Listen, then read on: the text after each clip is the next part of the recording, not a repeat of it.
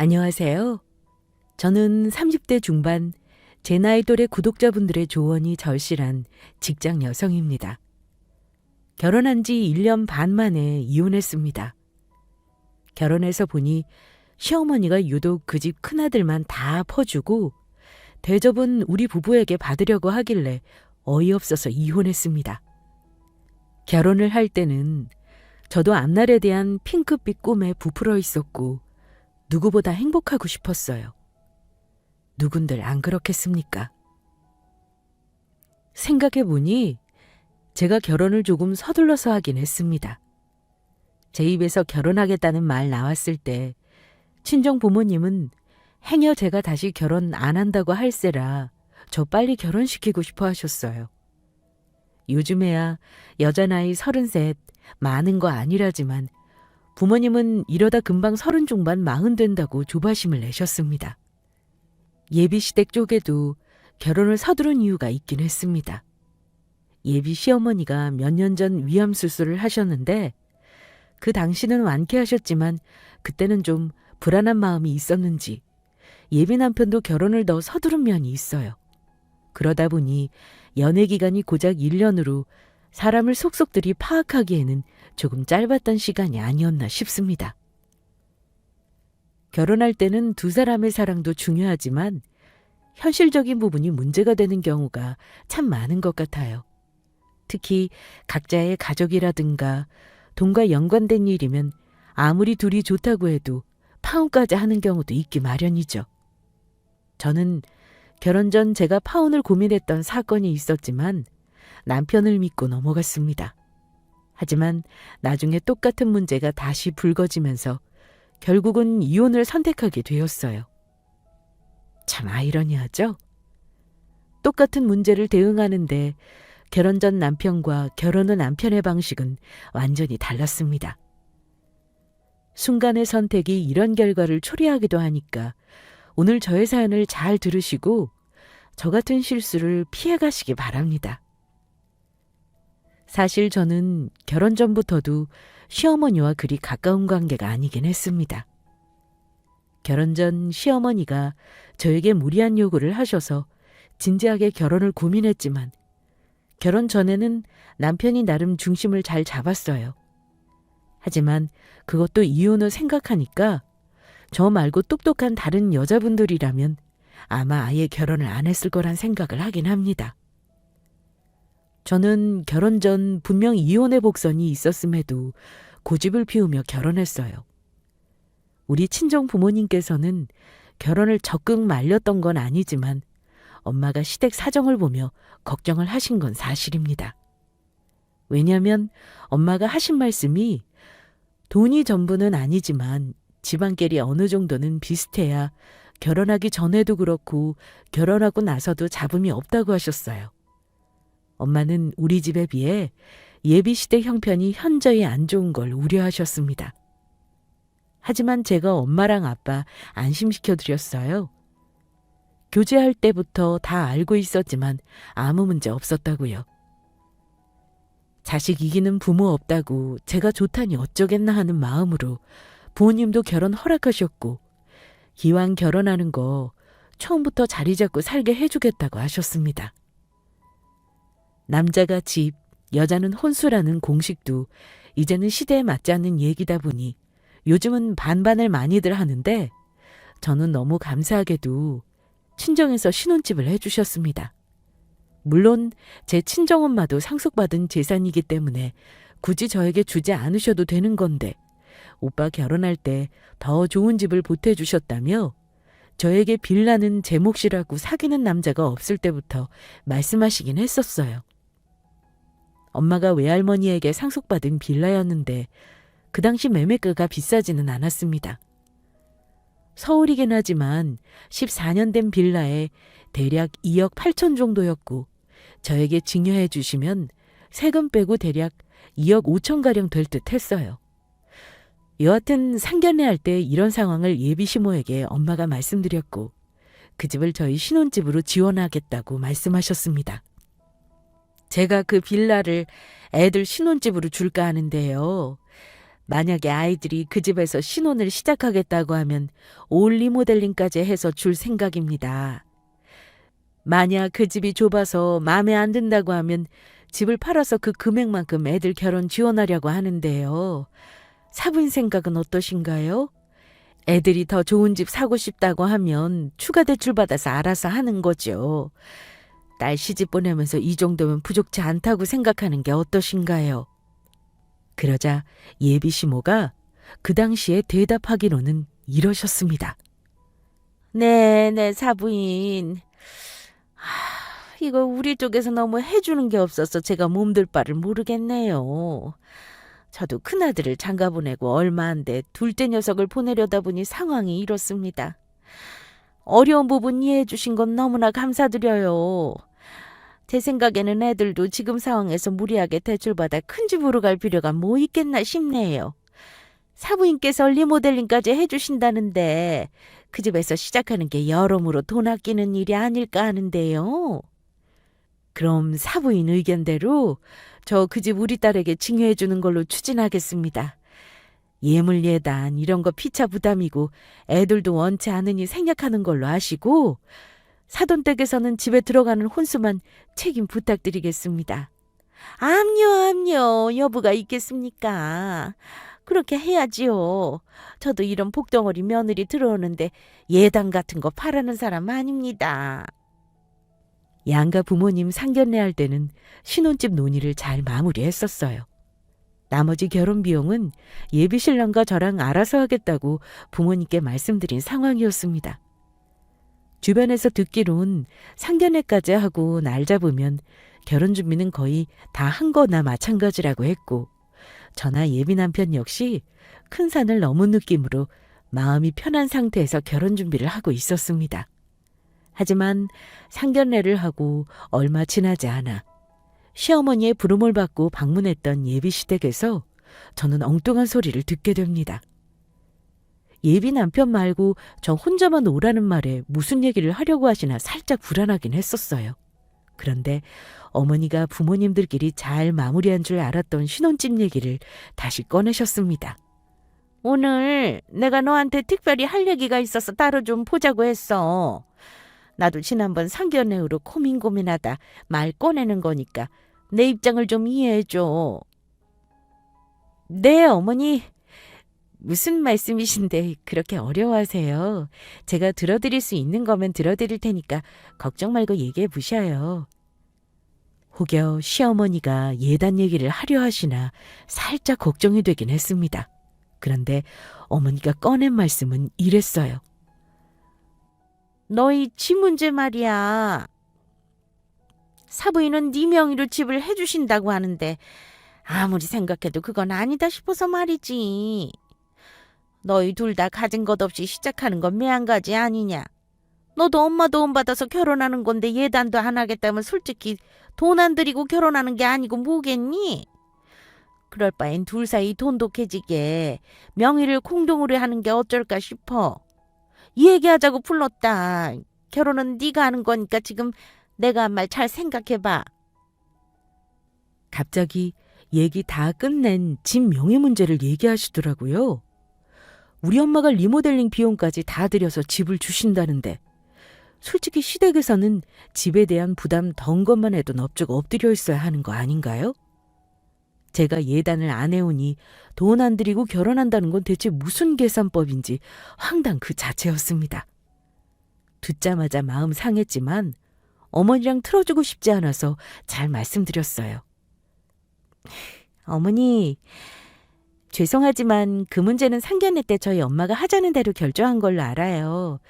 그리고 저희 부모님 입장에서는 사위 쪽에서 돈 보탠 게 없는데 명의 문제 운운하시면 납득 못하실 것 같고요. 나중에 넓은 집 사서 옮길 때 공동명의 한다느니 아무 문제 없는 거 아닌가요? 친정엄마가 상속받은 집 저 주시는 것도 감사한데 처음부터 그 집을 공동명의로 해달라는 건 저도 입에 안 떨어질 것 같아요. 이해 부탁드려요. 애둘러 표현하는 것보다는 그냥 직접 말하는 게 좋겠다 싶어서 우리 부모님이 도와주시는 게 얼추 3억 돈인데 남편이 10% 들여서 혼수 드린다고 그걸 공동명의 할 수가 있겠냐고 거절했습니다. 네 엄마가 칼자루 쥐고 계신 일이잖아. 네가 말만 잘하면 가능한 일 아니냐. 내가 아들 장가 보내면서 미치고 들어가는 것 같기도 하고 우리 아들이 기죽는 것 같아서 마음에 걸려 그런다. 누가 네 친정에서 많이 보태시는 거 모른다니? 나도 생각 없는 사람 아니다. 너희 나중에 집 넓힐 때는 뭐 내가 나 몰라라 하겠어? 그때 되면 다 알아서 보탤 생각이었는데 명의 조금 일찍 한다고 뭐가 문제니? 어머니, 결혼 전과 결혼 후는 또 다른 문제죠. 이미 상견례 때 얘기 끝난 부분을 제가 마음대로 뒤집을 일은 아닌 것 같아요. 엄마가 말씀하신 대로 시작은 제 명의로 하고 나중에 이사 갈 때 공동명의로 하겠습니다. 내가 나조차고 이러니? 니들 사이 돈독해지라고 이런 말 어렵게 꺼낸 건데 아예 고민도 안 해보겠다니 내가 마음이 영 불편하구나. 그래 알았다. 네 말 뜻은 알겠어. 내가 더는 얘기 안 하마. 저는 최대한 예의 바르게 거절했다고 생각했습니다만 어머니는 본인 의견이 받아들여지지 않아 마음이 불편하셨던가 봅니다. 제가 싫다고 하자 더 이상 강요는 하지 않으셨어요. 하지만 그 이후로 저를 대하시는 태도가 썩 좋지 않으셨습니다. 그날 시어머니가 저를 따로 불러 집 공동명의 운운하신 건 저 역시 썩 유쾌하지만은 않았어요. 어머님 말씀으로는 내가 집을 해오니 집값의 10% 혼수 비용으로 드리는 거고 이것도 엄밀히 말하면 집값에 보태는 거랍니다. 그런데 저랑 남편이 쓸 신혼집 가전혼수 채우는 데 쓰는 걸 집값에 보탠다고 할 수 있는 건가 싶고 부부 사이 돈독해지게 집 명의를 공동으로 해야 한다시는데 그게 왜 우리 부부 사이 돈독한 거랑 관계가 있나 싶었습니다. 다들 결혼 준비하면서 이게 아닌가 싶은 순간이 있으셨을 겁니다.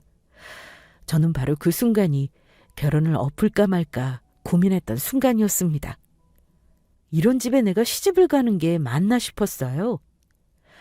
그래서 이 일을 그냥 넘기지 않고 저는 확실히 하고 싶은 마음에 예비 남편에게 말했습니다. 어머니가 공동명의를 계속 말씀하신다면 우리 결혼 다시 생각해 보겠다고요. 저는 시집가면서 그런 식으로 엄마 재산 당신 손에 한 방에 쥐어주며 결혼할 정도로 결혼 절신하지 않다고 했어요. 그랬더니 예비 남편 반응이야 뭐 뻔했죠. 아주 저에게 미안하다. 다시는 그런 말 안 나오게 하겠다며 10번 넘게 사과했고 자기 엄마에게도 엄청 화냈다고 했어요. 예비 남편이 자기 엄마 편에서 말했다면 아마 우리는 그 당시 파혼했을 겁니다. 똘똘한 남편 놈은 거기서 결혼이 엎어지면 누가 손해인지 명확히 입장을 파악하고 있었던 것 같습니다. 그때만은 누구보다 정확하게 노선 정리 확실히 해서 어머니에게 공동명의 요구는 당치도 않다고 강하게 나왔어요. 솔직히 남편이 모은 돈으로 장가 가는 거지 어머니가 장남에게 돈 다 퍼주느라 여유가 없다고 하셨던지라 그야말로 시댁에서 받는 지원금은 0원이었거든요. 우리 결혼하기 전년도에 아주버님이 결혼하면서 여유가 없다고 하시는 건 이해합니다. 어머니가 아버지 없이 혼자 계셨고 암 수술도 하셨기 때문에 경제활동 하지도 못하셨어요. 그러니 늘 돈이 빠듯하셨고 본인 생활을 간신히 챙기는 수준이었습니다. 아들들이 없으면 아예 생활이 안 되는 그런 상황이었죠. 이런 예비시댁 사정 다 이해하고 저희 친정에서 집도 마련해 주는 건 시댁 입장에서는 그야말로 감지덕지이고 고마워해야 할 일 아닌가요? 어머니는 아들 둘이 버는 돈과 조금 나오는 연금으로 생계를 유지하셨고 그나마 생전에 시아버지가 마련해 놓으신 아파트 덕분에 주거 걱정 없이 사신다고 했어요. 잘 산다고 하긴 뭐하지만 요즘 세상에 자식들에게 빚 대신 갚으란 소리 안 하는 게 어디냐며 자화자찬하시던 시어머니. 우리 친정 부모님은 아마 딸이 이왕이면 여유로운 집에 시집가길 바라셨을 겁니다. 하지만 겉으로는 예비사위에게 한 번도 저보다 덜 하거나 모자란 사위 취급을 하신 적 없으셨습니다. 오히려 많이 아끼고 배려해 주셨어요.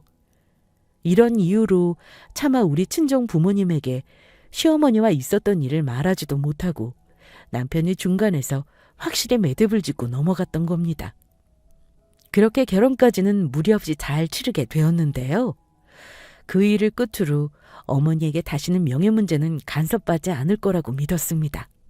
그리고 막상 결혼해서는 다른 문제들이 하나둘 불거지기 시작했습니다. 그야말로 꼬리에 꼬리를 물고 안 좋은 일만 일어나는 것도 참 쉽지 않은 일일 텐데 말이죠. 시댁에 대해 몰랐던 점도 많았어요. 한 가지 결혼 전 제가 잘못 알고 있었던 점은 시어머니가 아주버님 결혼한다고 대단한 지원을 해주신 것도 아니라는 사실이었습니다. 아주버님은 막 돌지는 아이를 키우고 있었고 두 사람 다 맞벌이를 하고 있었는데 형님이 그러더라고요. 동서는 그래도 친정에서 집을 해주셨다며. 부럽다. 우리는 가진 게 아예 없으니까 출발부터가 동서네랑 다르네. 내 집 마련은커녕 반전세 탈출이나 했으면 좋겠다. 어머 형님, 저는 어머니가 형님네 집 해주신 걸로 알았는데요. 어머니가 아주버님 결혼할 때 드린 돈이 많아서 여유가 없다고 우리는 못 보태준다고 하신 거거든요. 그랬더니 형님이 어이없다는 듯 웃으시더니만 저에게 이런 말을 하셨습니다. 뭐라고? 동서, 뭘 잘못 알아도 아주 단단히 잘못 알고 있네. 어머니가 우리 결혼할 때 우리 단돈 1,000만 원 보태주신 적 없어. 어머니가 우리한테 보태주느라 돈 없다고 하셨는가 봐? 우린 그야말로 둘 다 가진 거 없이 월세부터 시작했는데 어머니는 왜 그런 거짓말을 하셨대? 그렇게라도 둘째 며느리한테 면을 세우고 싶으셨나 보네. 실상은 아주버님 결혼할 때도 우리와 마찬가지로 도와준 적도 없으셨던 겁니다. 제가 봉쩌하니까 형님이 한 소리 더 보태시더라고요. 나는 솔직히 받은 것도 없이 맏며느리 노릇하고 싶지 않아. 어머니, 결혼할 때 나 부모님 이혼하시고 가진 거 없다고 얼마나 반대하셨는 줄 알아? 나도 그때 콩깍지가 씌어서 이 사람 아니면 안 되는 줄 알았는데 결혼하고 나서 우리 사는 거 봐봐. 동서, 나 이 집구석에서 정말 속았어. 속았다뇨 형님. 아주버님 사업 잘 되시는 거 아니었어요? 잘 되기는 전부 빚덩어리지. 결혼하자마자 남편은 사업한다고 하지. 나는 임신했는데 일 쉬지도 못하지. 암튼 어머니가 나한테 아무 말 못하시는 이유가 있어. 월세 탈출한 거 나 아니었으면 못했을 테니까. 근데 남편은 뭐 나한테 고마워하는 줄 알아? 이제 와서 내가 한 건 다 당연하게 생각하더라. 아무튼 나중에 집 해줄 테니 걱정 말라고 하시는데 대체 집을 무슨 수로 해주신다는 건지 모르겠다. 형님이 하는 말 듣고 몰랐던 사실을 알게 되었죠. 형님은 시어머니가 집 해주겠다는 약속에 속았다고 하시면서 이혼하고 싶다는 말도 서슴없이 하시더라고요. 아무래도 아이 키우며 일하는 것이 쉬운 일은 아니었을 겁니다. 거기다 아주버님 하시는 사업이 그리 잘 되는 것 같아 보이지도 않았고요. 그렇다고 형님과 제가 쿵짝이 잘 맞는 며느리였느냐 하면 그렇지도 않아요. 형님은 저에게 자격지심 비슷한 마음이 있으셨고 어머니와 사이도 안 좋아서 시댁에 잘 오지도 않으려 했습니다. 그런데도 어머니는 늘 큰아들 걱정을 많이 하셨어요. 저한테는 우리 부부 걱정이 없다고 하시면서요. 너희들은 뭐가 걱정이야? 집 걱정이 있니? 돈 걱정이 있니? 니들 형님이 걱정이지. 아유, 내가 쟤들 꼭 집은 해줘야 하는데. 어머니는 자나깨나 큰아들 걱정을 참 많이도 하셨습니다. 저는 아주버님이 식당 운영하신다길래 꽤나 수완이 좋은 분인 줄 알았는데 형님에게 말 들어보니 그렇지도 않더라고요. 20대부터 아주버님은 사업을 한다고 해서 시댁에서 작은 호프집을 차려줬다고 들었습니다. 그런데 결국 1년도 못 가서 말아먹었고 다시 PC방을 한다고 차렸다가 말아먹는 바람에 형님 결혼 비용까지 다 끌어서 지금의 식당을 차린 거라더군요. 그런데 저 결혼하고 나서 한 1년 지났을 무렵에 아주버님 가게가 또 어렵다는 말을 전해 들었습니다. 남편에게 아주버님이 돈을 좀 융통해달라고 부탁하길래 대체 얼마인가 해서 물어봤었는데요. 글쎄 1, 2천만 원도 아니고 5천만 원이 넘는 돈을 급하게 보태달라고 했다더군요. 아무리 우리가 맞벌이를 한다지만 형님 사업 힘들다고 우리가 힘든 걸 같이 짊어지는 건 경우가 아니라고 생각했어요. 그래서 형에게 대출이라도 해서 빌려주겠다는 남편과 크게 싸웠습니다. 이 집은 웃긴 게 어머니는 장남을 대놓고 위하셨지만 그렇다고 작은 아들이 거기에 불만을 가지지는 않더라고요. 오히려 제가 돈 빌려주는 건 안 된다고 하자 하는 말이요. 제가 가족을 생각하지 않는 이기적인 사람이랍니다. 당신은 부족함 없이 자라서 잘 모르나 본데 만약에 당신 오빠가 힘들다고 하면 똑같이 절대 돈 못 주겠다 버틸 수 있을 것 같아? 가족끼리 그럼 못 써. 우리 형이 어디 내 돈 꿀꺽할 사람도 아니고 갚는다고 하잖아. 내가 알아서 할 거니까 당신이 싫다고 해도 상관없어. 그전에는 어땠는지 몰라도 결혼해서까지 이게 무슨 경우래? 당신한테 돈 맡겨놓은 거 아니잖아. 우리도 엄연히 가정을 이루고 있고 가정경제가 있는 사람들인데 그런 생각은 안 하신대? 우리는 애도 없고 형보다는 훨씬 형편이 낫잖아. 이번 한 번만 도와주자. 형 아마 반전세 보증금까지 털어먹으면 진짜 우리 형수랑 이혼할 수도 있어. 당신이나 걱정해. 당신이야말로 이러다가 나랑 이혼할 수 있다는 거 알아도. 이혼? 당신은 왜 이리 이기적이야? 가족끼리 이럴 때 안 도우면 누가 도와? 근데 뭐 이혼? 당신 말 다 했어? 우리 가족은 당신한테는 남이네 남이야. 그러니 이렇게 돈 몇 천에 발끈하지. 왜? 아예 우리 집 담보까지 잡혀서 도와주자고 하지 그러니? 그거 좋은 생각이네. 근데 어쩌냐? 나는 이 집에 권리가 없는데 못할 거 뻔히 알고 사람 약 올리는 거야? 남편은 자기 고집대로 대출까지 받아서 자기 형을 도와주더군요. 그때 보니 찌질하게 자격지심까지 있더군요. 남편뿐만 아니라 심지어 시어머니는 저에게 친정에서 돈을 좀 해달라고 부탁까지 하시면서 큰아들을 도와주려고 하셨습니다. 안 되는 일에 돈을 부어봤자 밑빠진 독에 물 붓는 격이죠. 결국은 아주버님은 몇 달 만에 다 걷어먹고 가게를 헐값에 내놓아야만 했습니다. 그러니 아주버님네도 이혼말 나오고 아주 풍비박산이 났었어요. 형님이 아주버님 힘든 상황을 다 감쌀 성품은 절대 아니셨고요. 남편은 집안 문제를 거의 하루 걸러 하루 시댁에 가서 어머니와 형 문제를 해결하려고 머리를 맞대고 고민을 했습니다. 어머니는 혹여 큰 며느리 입에서 이혼한다는 말이 나올까봐 노심초사하셨습니다. 거기까지도 열불 터질 노릇인데 더 황당한 건 하필 그 무렵에 어머니에게도 안 좋은 일이 생겼다는 겁니다. 왜 하필 아주버님이 다 말아먹은 시기에 어머니가 암이 재발하신 건지 어머니는 본인의 암 재발 소식을 전하면서 눈물바람을 하셨습니다. 우리 집에 망조가 든 게 분명하지 뭐냐. 우리 둘째 놈은 결혼하고 나서부터 줄줄이 안 좋은 일만 생기는지 7년 전에 다 나았다는 암이 왜 하필 지금 재발을 할 게 뭐라니. 엄마, 이제는 형보다 엄마 걱정부터 해요. 형은 어떻게든 살겠지만 엄마 자칫 스트레스 받아서 몸 더 안 좋아지면 어떡해요. 암이 괜히 암이겠어요?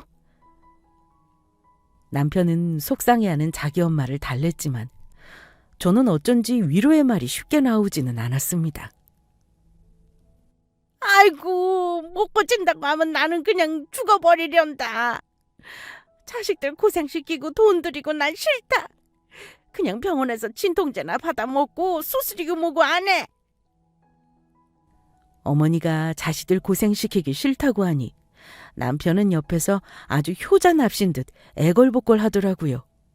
엄마, 무슨 죽는다는 말을 그렇게 쉽게 해요? 요즘 암이 뭐 죽는 병도 아닌데.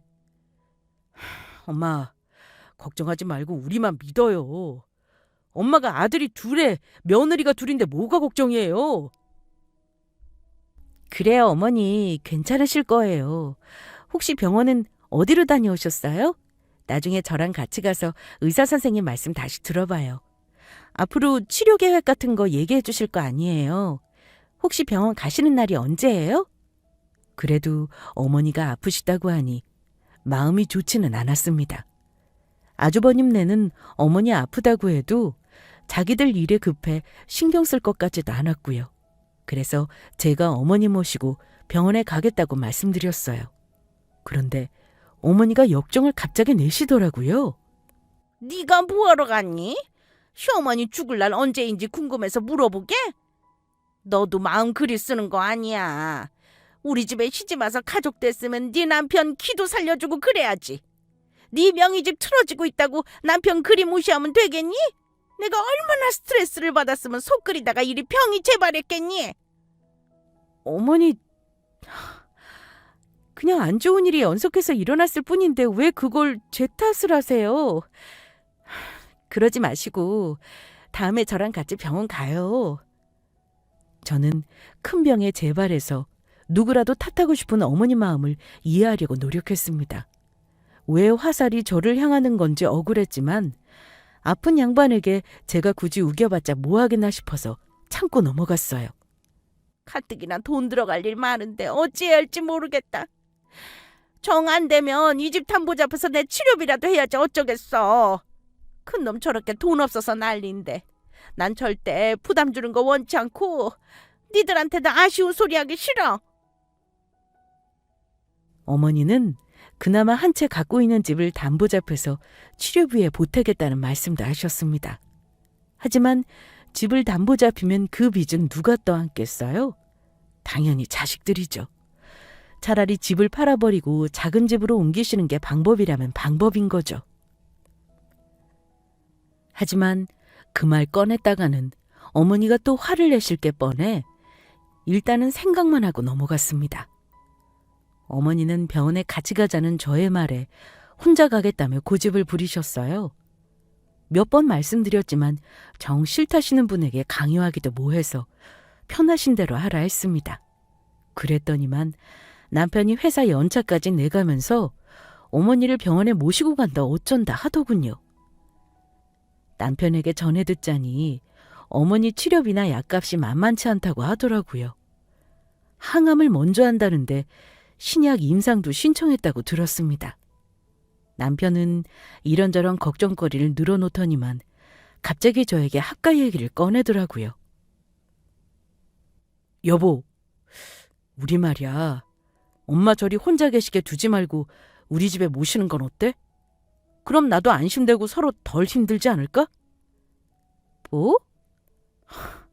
미안한데 당신이 어머니 안타까운 건 이해하지만 나도 내 생활이 있는 사람이야.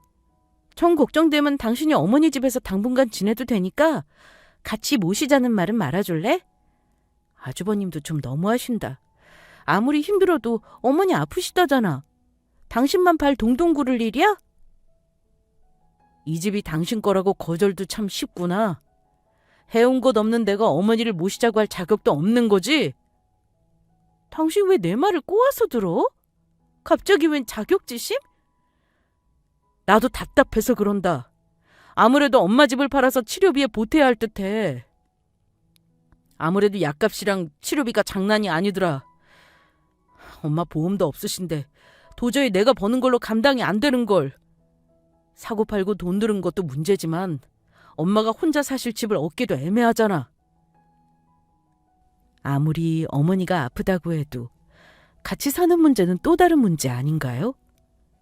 당신은 부모님이라 편할지언정 나는 며느리 입장이라 굉장히 불편하고 싫다고 선을 그었습니다. 언쟁이 오가긴 했지만 그렇게 일단락됐다고 생각했습니다. 그런데 남편이 넌지시 꺼낸 합가에 거절 의사를 밝히고 얼마 후였나요?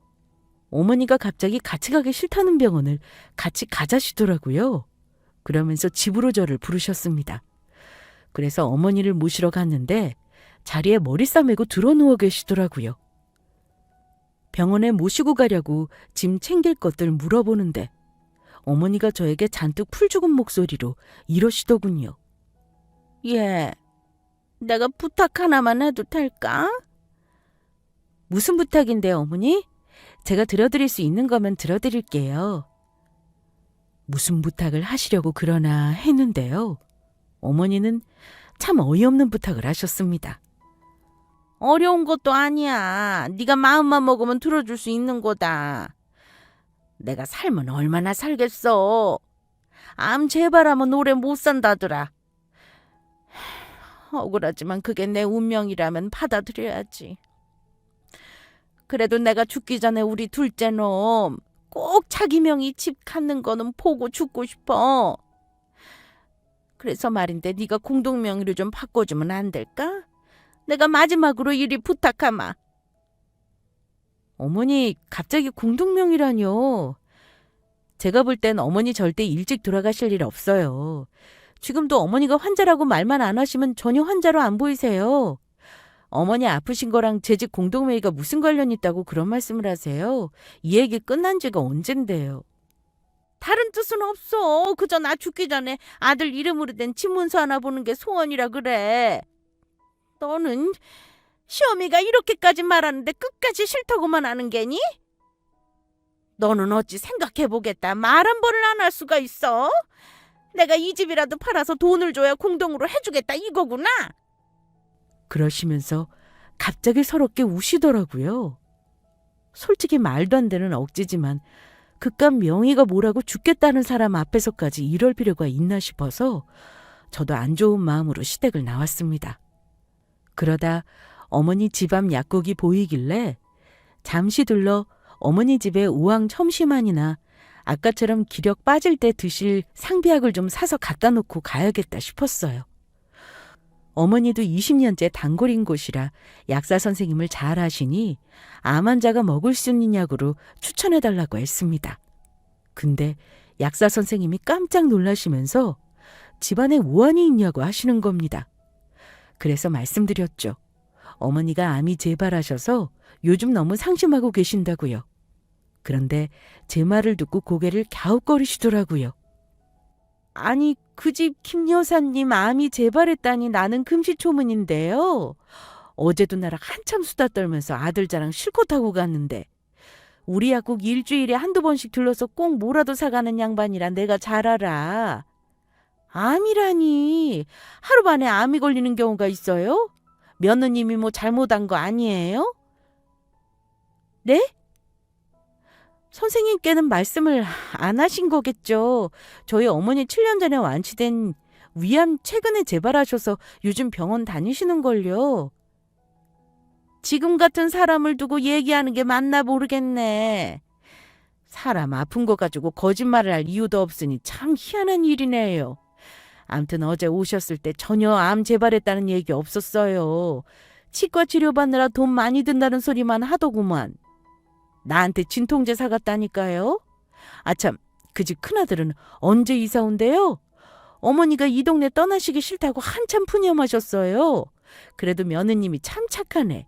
요즘 세상에 둘째 며느리가 시어머니랑 같이 살 생각을 하고 말이야. 우리 어머니가 그리 말씀하셨다고요? 둘째 아들네 가서 산다고요? 그렇다니까 벌써 이 동네 사람들 절반은 다 알걸요?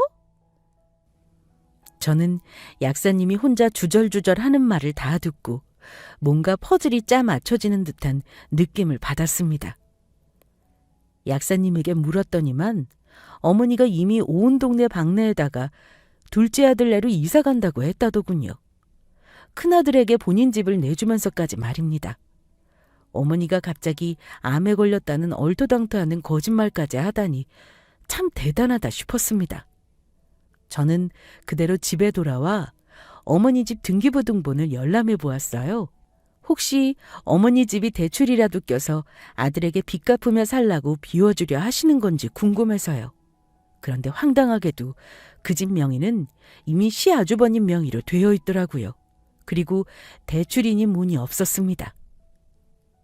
너무 황당했죠. 어머니는 저라는 사람을 쏙 빼고 자기들끼리 입을 맞춰 이미 아주버님에게는 집을 증여하신 거였습니다. 남편이 알았는지 몰랐는지는 확실치 않았어요. 그날 남편은 시어머니 집에서 주말을 보내겠다고 연락을 했더라고요. 어머니가 밤에 아프시면 큰일 날 수 있다는 말을 하는데 어찌나 어이가 없던지. 아들이 설마 자기 엄마가 진짜 아픈지 안 아픈지 모를까요? 분명 남편도 어머니와 한통 속인 게 분명했습니다. 아예 영원히 오지 말라고 하고 싶었지만 어쨌든 자초지정은 정확히 밝혀야 하는 일이니 제가 다음 날 어머니 집으로 아침 일찍 찾아갔습니다. 그런데 저 오는 거 알고 어머니는 이미 아픈 용기를 한껏 하고 계시더라고요. 남편은 어머니 옆에서 잔뜩 걱정스러운 얼굴을 하고 있었습니다. 어머니는 저를 보시더니만 그래, 왔니? 내가 공동명예 부탁한 거 어찌 생각해 본 게야? 오늘 안 그래도 다시 부르려고 했는데 마침 네 신랑도 있으니 온 김에 얘기하자. 남편은 아무 말 안 하는 것이 이미 어머니에게 말을 전해 들은 것 같더군요. 네. 어머니, 오늘 답을 드려야죠. 어찌 내가 하자는 대로 해줄 생각이니? 내가 무리한 요구한다고 생각하지 말어. 나는 다른 뜻 없다. 그저 죽기 전에 등기부등본에 우리 아들 이름 적힌 세 글자만 보는 게 소원인 거야. 너한테 어려운 일도 아니잖니. 그리 해줄 수 있지. 아픈 시엄마 소원이니 꼭 좀 들어다오. 어머니가 한껏 불쌍한 척 하는 거 보자니 어이없어서 웃음이 나오더라고요. 어머니, 아우, 어머니 치과 치료 받으면서 대체 언제 죽는다고 아들 명의집이 소원이라고 하세요? 어머니 뜻대로 안 돼서 죄송하지만 공동명의 해줄 생각 없어요, 어머니. 저는 웃음기를 거두고 싸늘하게 말했고 시어머니와 남편은 저의 말을 듣고는 당황한 기색이 역력했습니다. 뭐? 예, 시험이 아픈 거 이렇게 네 두 눈으로 보면서도 그런 말이 나와? 무슨 치과 치료 같은 소리를 하고 있어. 내가 살 날이 얼마나 남았다고 그걸 해주기 싫다 그러는 거냐? 너도 참 지독하구나. 다른 뜻 없이 아들 이름 석자 적힌 등기부 한번 보는 게 소원이라는데 고작 네 대답이 그거니? 네, 다른 뜻 없다고요? 어머니, 정말 무서운 분이시네요. 대체 아프다는 거짓말까지 하면서 왜 저한테 그런 요구를 하신 거죠? 어머니 집은 왜 아주버님한테 주신 건데요? 자요, 여기 어머니 집 등기부 등본이요. 어머니 큰아들 이름 석자가 떡하니 찍혀 있네요. 어머니 소원이 아들 이름 적힌 등기부 등본이면 큰아들 이름 적힌 것도 여기 있는데 왜 굳이 작은아들까지 보려고 하세요? 저는 남편과 시모 앞으로 등기부 등본을 집어던졌습니다. 두 사람은 당연히 아까보다 더 당황하며 이걸 어쩌나 하는 표정이었습니다. 그거 보고 남편도 한통속이었구나 완전히 확신했어요. 당신도 어머니 아프다고 나 속이면서 대체 무슨 속셈이었던 거야? 설마 그 집 아주버님 주고 어머니는 우리 집에 모실 생각이었던 거야? 그래서 지난번에 합가 얘기도 꺼낸 거네. 맞지? 제가 펄펄 뛰며 남편에게 소리를 지르자 머리를 극적이며 이 인간이 입을 열었습니다. 일단 이렇게라도 해서 형 이혼은 막아야 하는데 어쩌겠냐. 형 가게 망해서 당장 먹고 살 걱정하는데 형수는 맨날 이혼하겠다고 난리고 그나마 어머니가 집 명의 이전해주겠다고 하니까 살아보겠다는데 어쩌겠어. 그렇다고 형수가 어디 우리 엄마 모시고 살 사람이야? 일단 합가부터 하고 내가 뒷일은 책임지려고 했어. 미안하다 여보. 내가 진짜 나쁜 뜻이 있었던 걸 아니야. 어찌된 일인지 다 듣고 나니까 두 모자가 측은해 보이기까지 했습니다. 저 하나 속이자고 죽을 행세까지 하다니요. 하지만 아무리 100번 마음을 고쳐먹어도 시어머니와 합가노리고 저를 속인 두 사람을 용서할 수는 없었습니다. 진절머리가 나면서 저는 이제 이혼이 답이란 생각만 들었어요. 뭐? 무슨 말 같지도 않은 소리야. 나한테 거짓말로 이런 상황을 만들 게 아니라 솔직했어야지. 내가 솔직하게 했으면 당신이 뭐 합가하자고 할 사람이야? 지난번에도 그리 펄펄 뛰었으면서. 이건 당신도 잘못 있어. 그깟 집 하나 가지고 있다고 내가 기도 못 펴게 만들잖아. 솔직히 내 엄마가 내가 같이 살고 싶다는데 당신이 무슨 허락을 해? 이제 본심이 나오네. 그래, 허락 필요 없지. 당신이랑 어머니랑 같이 살지 그래?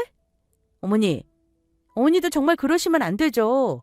공동명의로 해놓고 무작정 들어와서 내 아들 집인데 뭔 상관이냐 할 속셈이셨어요? 그러지 마시고 아예 앞으로 쭉 아들하고 사세요. 남편과 어머니는 난감해하며 제 눈치를 보기만 했는데요. 저는 그 자리에서 바로 이혼하자고 선언했습니다. 남편은 이게 이혼까지 나올 문제냐는데 당연히 이혼할 문제라고 단호히 못 박았어요. 제가 신발 신고 나가려는데 시어머니는 아까와 달리 기운이 아주 넘치시는지 저를 붙잡으시더라고요. 너 지금 나가면 우리 집안에 팔들일 생각도 하지 말어. 나는 이혼하는 꼴은 절대 못 본다. 큰아들 이혼 막았더니 이제는 니들이 이래? 그래, 네 말대로 너 속인 건 우리가 잘못이라 치자. 일단 마음 풀고 집 명의랑 화가 문제는 나중에 다시 얘기하는 게 어떠니? 저 발들일 생각 없어요. 그리고 잘못이라 치자니요. 어머니, 이거 이혼 사유예요. 분명히 말하는데 이혼 서류 도장 찍고 순순히 안 나가면 결혼할 때 제가 이 집안에 드린 돈 1,000원 한 장 안 빠뜨리고 다 받아내고 소송까지 할 거니까 아들 망하는 꼴 안 보고 싶으면 도장 찍고 끝내라 하세요. 아시겠어요? 사람이 욕심도 정도껏 부려야지. 어디 우리 부모님이 해주신 집을 공동명의하라고 강요까지 하고 합가까지 노려요? 붙잡는 모자를 뿌리치고 나온 저는 집 비밀번호를 바꿔버리고 남편 짐을 그날로 싹 정리해버렸습니다. 막상 이혼하겠다고 마음먹으니 속이 후련했어요. 남편은 꼴에 죄 지은 건 아는지 집에 찾아오지는 않았습니다. 시간이 며칠 흐르고 저를 회유했는데 당연히 이혼 마음먹은 건 변하지 않았고요. 소송에서 위자료까지 탈탈 털겠다 하니까 결국은 남편 놈 입에서 조용히 끝내자는 말 나오더라고요. 그래서 그 인간과는 협의 이혼으로 깨끗이 갈라섰습니다. 아이가 없으니 복잡한 것도 없었고 결혼해서 같이 산 시간이 짧아 나눌 재산도 딱히 없었어요. 물론 이혼이라는 게 누구에게나 그렇듯 결코 쿨하고 아름답지는 않습니다. 어쨌든 이혼하고 시간 흐른 지금은 오히려 지난 결혼 생활이 아깝게 느껴질 만큼 잘 살고 있어요. 요즘 그런 시댁 드물겠지만 제가 이혼 경험자로 꼭 한 말씀 드리자면요. 일단 시가 식구들 입에서 합가라는 말이 나오면 싫다고 넘긴다고 해결될 일이 아니더라고요. 며느리가 아무리 싫다고 해도 시댁에서는 며느리에게 자기만 아는 나쁜 며느리, 이기적인 며느리 프레임을 씌울 겁니다. 안 그래도 편하기 힘든 사이가 더 힘들어질 거고요. 이게 버티고 살면 잠잠해지겠지 싶지만 결국 장기간의 가스라이팅이 됩니다. 그리고 개중에는 전남편과 시모처럼 저런 계략을 꾸밀 수도 있는 거죠. 저는 남편 놈이 더 나쁘다고 생각해요. 합가하는 게 과연 시모의 생각만이었을까요? 저는 아니라고 확신합니다. 처음부터 합가하자면 결혼 자체가 무산될 가능성이 높았겠죠. 그러니 처음엔 숨기고 있다가 결혼하고 나서 기회를 엿보다가 시도한 것 같아요. 이런 상황이라면 둘 중에 하나죠. 합가하느냐 아니면 이혼하거나. 저는 이혼을 선택한 거고요. 결과적으로 남편과 이혼한 건 잘했다고 생각합니다. 그러니 저의 경험담을 들어보시고 혹여 비슷한 상황에 고민이신 며느리분들이 현명한 선택을 하는 데 도움이 되시길 바랍니다. 저의 이혼 사연은 여기까지입니다. 긴 사연 끝까지 들어주셔서 감사해요. 인생 선배님들의 조언을 기다리며 마무리하겠습니다. 감사합니다.